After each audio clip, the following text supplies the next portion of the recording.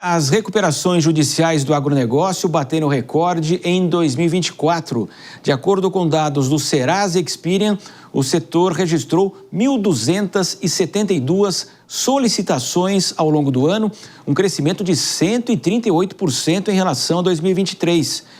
Entre os pedidos, 566 foram de produtores rurais que atuam como pessoa física, enquanto 409 de produtores que atuam como pessoa jurídica. As outras 297 solicitações foram feitas por empresas que atuam de forma relacionada ao setor. Mato Grosso e Goiás foram os estados que lideraram os números de pedidos, tanto entre produtores individuais quanto também entre o segmento empresarial. E agora, para nós abordarmos justamente essa questão, vamos conversar com Marcelo Pimenta, que é head de agronegócio do Serasa Experian. Marcelo, seja bem-vindo. De fato, nós tivemos muitos problemas no campo já seguidos, seja 22, 23, 24, a questão das queimadas do ano passado, também tivemos todo aquele período de estiagem. Isso ajuda a explicar todo esse cenário? Seja bem-vindo. Obrigado pela oportunidade, Marcelo.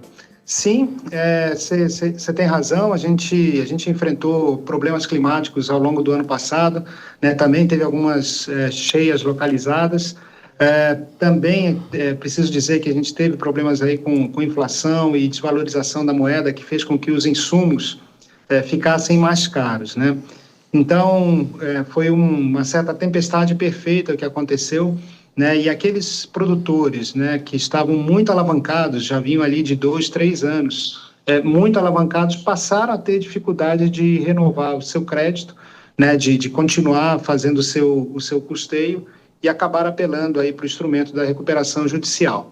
Tá? Mas eu acho que um ponto importante que o estudo revela e a análise revela é que a maior parte desses produtores já estavam alavancadas, ou seja, análise de crédito e o uso correto de ferramentas de análise de crédito pode ajudar a mitigar esse tipo de risco e a reduzir pedidos de recuperação judiciais no futuro.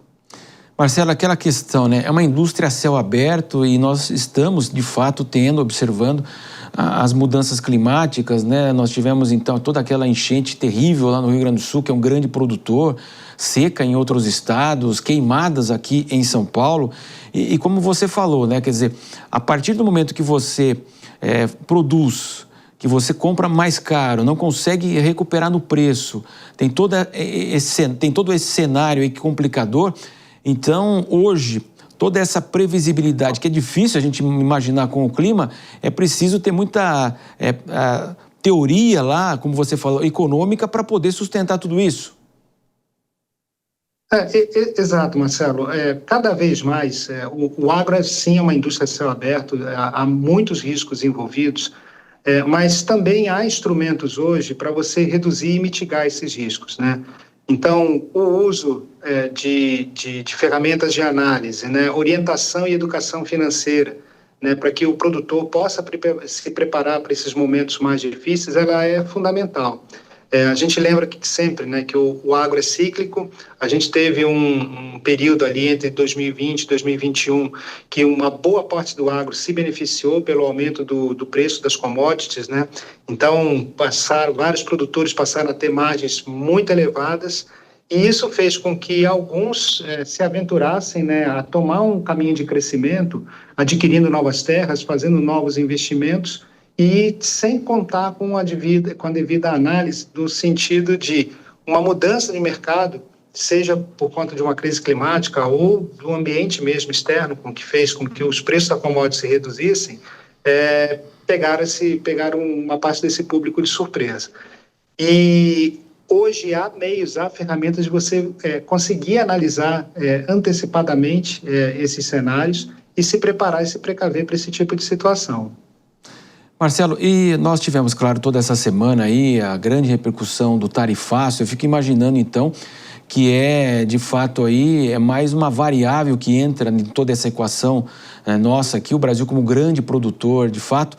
Até que ponto isso também pode aí fazer com que as pessoas e também o campo, né, os agricultores, todos os produtores, eles acabem esperando agora para fazer os seus investimentos com mais cautela, até em razão desse dado que nós estamos trazendo aqui neste momento?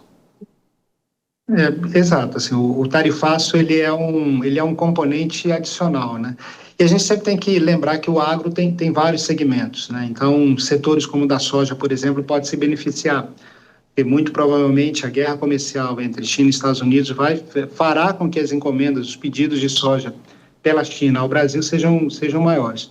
Por outro lado, você pega um setor como o café, onde uma boa parte da exportação, 16% da exportação, vai para os Estados Unidos, pode ter um pouco mais de dificuldades, porque vai ser taxado, né? Então, isso varia de setor para setor e, sim, é um componente a mais aí de alguma instabilidade que precisa ser avaliada nos modelos de risco e no planejamento do produtor para a sua safra.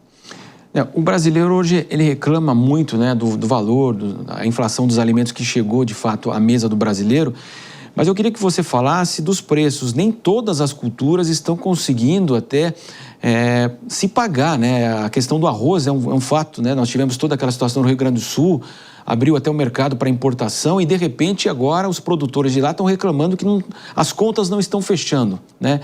Queria que você falasse um pouco disso também. A gente não pode esquecer sempre que tem uma regra muito básica, né, nas relações e principalmente nos preços, que é a questão de oferta e demanda, né?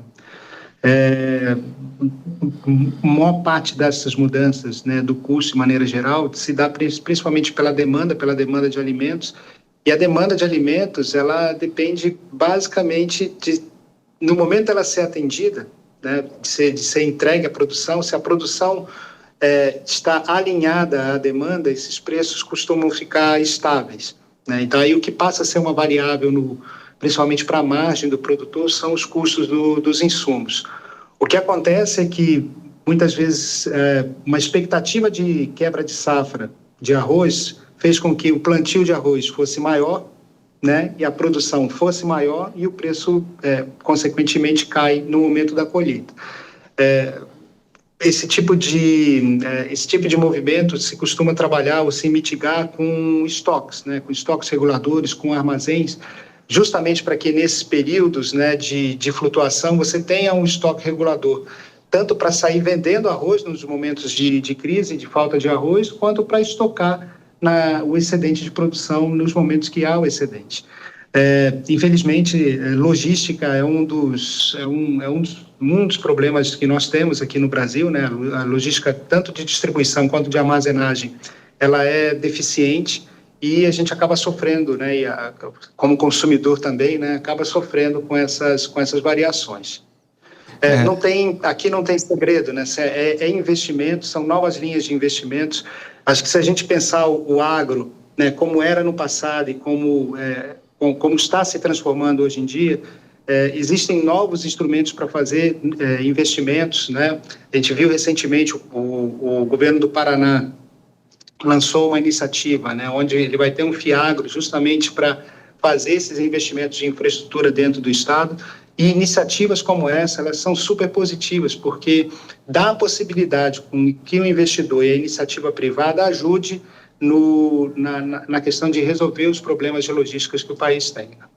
Isso é muito grave, né, Marcelo? Porque aquelas cenas, né, das carretas atoladas com soja, né, quer dizer, isso sempre, todo ano é a mesma coisa, né? Como você falou, da porteira para dentro talvez seja o mais sofisticado do mundo hoje, a atividade aqui feita no Brasil. Mas da porteira para fora a gente sofre, né?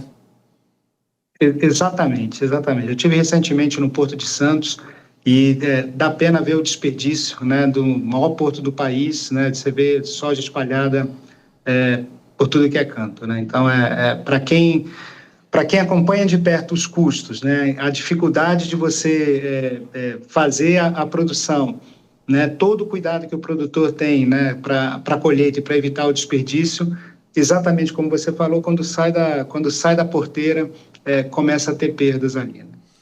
Só para a gente fechar, então, você avalia que hoje nós estamos acompanhando aqui na B3, aqui em São Paulo, vários leilões, né? Os estados que estão fazendo, como você disse agora, o Paraná, mas isso tem que ser uma prioridade de estado, né, Marcelo? Independente de quem está sentado na cadeira em Brasília, dá uma continuidade nisso, né?